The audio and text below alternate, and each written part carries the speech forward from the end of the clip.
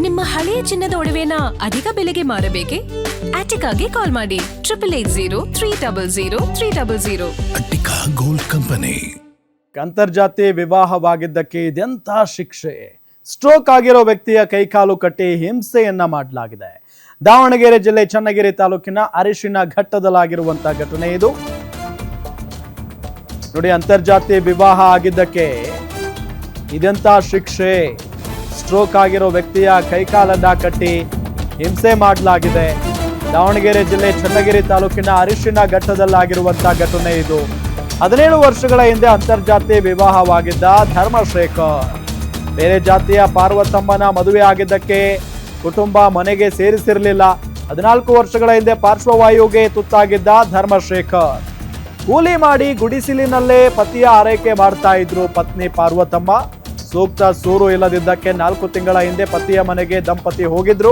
ಧರ್ಮಶೇಖರ್ರನ್ನ ಮಾತ್ರ ಕರೆದುಕೊಂಡು ಪಾರ್ವತಮ್ಮನ ಕುಟುಂಬ ಹೊರಗಾಕ್ಬಿಟ್ಟಿತ್ತು. ಪಾರ್ವತಮ್ಮನನ್ನ ಮನೆಗೆ ಕರ್ಕೊಂಡೇ ಇರಲಿಲ್ಲ. ಸೊ ಆ ನಿಟ್ಟಿನಲ್ಲಿ ಈಗ ಹಿಂಸೆ ಕೊಟ್ಟಿದ್ದಾರೆ. 17 ವರ್ಷಗಳ ಹಿಂದೆ ಅಂತರ್ಜಾತಿ ವಿವಾಹ ಮಾಡ್ಕೊಂಡೆ ತಪ್ಪಿಗೆ ಇವಾಗ ಅನುಭವಿಸ್ತಾ ಇರೋದು ಅಥವಾ ಕಿರುಕುಳವನ್ನ ಕೊಟ್ಟಿರೋದು. ಸರಿಯಾಗಿ ಊಟ ನೀರು ಕೊಡದೆ ಕಿರುಕುಳವನ್ನ ಕೊಟ್ಟಿದ್ದಾರೆ. ಅಂದಿನಿಂದ ಇವತ್ತಿನವರೆಗೂ ಬಂದೇ ಇರಲಿಲ್ಲ ಅವ್ರ ಮನೆಗವರು. ಈಗ ಧರ್ಮಶೇಖರ್ ಕೈಕಾಲು ಕಟ್ಟಿ ಹಾಕಿ ಹಿಂಸೆಯನ್ನ ಕೊಟ್ಟಿದ್ದಾರೆ ಅವರ ಮನೆಯವರು. ಊಟನೂ ಕೊಟ್ಟಿಲ್ಲ, ನೀರು ಕೊಟ್ಟಿಲ್ಲ, ಕಿರುಕುಳ ಕೊಡ್ತಾ ಇದ್ದಾರೆ ಅನ್ನೋ ಆರೋಪ. ತಿಪ್ಪೇಶ್, ಇಂದ್ರಮ್ಮ, ಮಂಜುನಾಥ್ ಮೇಲೆ ಪಾರ್ವತಮ್ಮ ಆರೋಪವನ್ನ ಮಾಡಿದ್ದಾರೆ.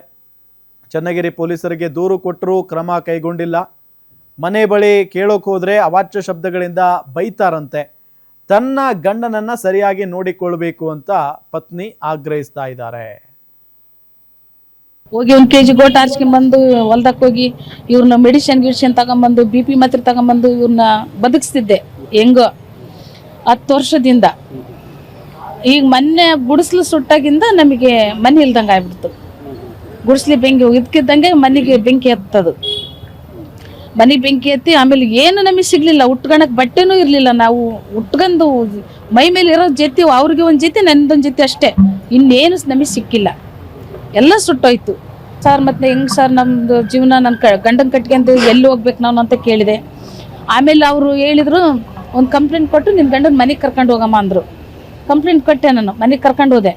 ನನ್ನ ಗಂಡನ್ನ ಒಳಗೆ ಬಿಟ್ಕೊಂಡ್ರು, ನನ್ನನ್ನು ಹೊರಗೆ ಹಾಕಿದ್ರು.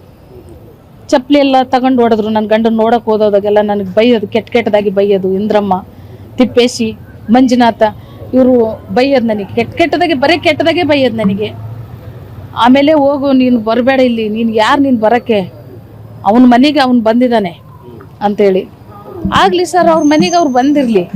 ನನಗೆ ನನ್ನ ಗಂಡಿಗೆ ಕಟ್ಟಾಕಿ ಹಿಂಸೆ ಕೊಡೋಂಥದ್ದು ಏನೈತಿ? ನನ್ನ ಕಟ್ಟಾಕಿ ಅನ್ನ ನೀರು ಇಲ್ಲದೆ ಸಾಯಿಸೋಂಥದ್ದು ಏನೈತಿ?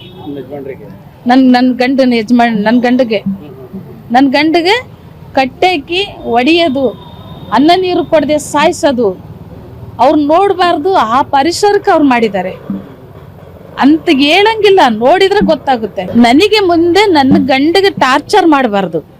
ನನ್ನ ಗಂಡನ ಚೆನ್ನಾಗಿ ನೋಡ್ಕೋಬೇಕು. ನನ್ನ ಗಂಡನ ಆಸ್ತಿ ಕೂಡ ತಿಂತಾರವರು. ನನ್ನ ಗಂಡನ ಚೆನ್ನಾಗಿ ನೋಡ್ಕೋಬೇಕು. ನನ್ನ ಗಂಡಗೆ ಅನ್ನ ನೀರು ಕೊಟ್ಟು ಚೆನ್ನಾಗಿ ಬದುಕಿಸ್ಬೇಕು, ಮೆಡಿಸಿನ್ ಕೊಡಿಸ್ಬೇಕು. ನನ್ನ ಗಂಡನ್ನ ನಾನು ಸಾಕ್ಬೇಕಂದ್ರೆ ನನಗೆ ಏನಾರ ಒಂದು ವ್ಯವಸ್ಥೆ ನನಗೆ ಮಾಡಿಕೊಡ್ಬೇಕು.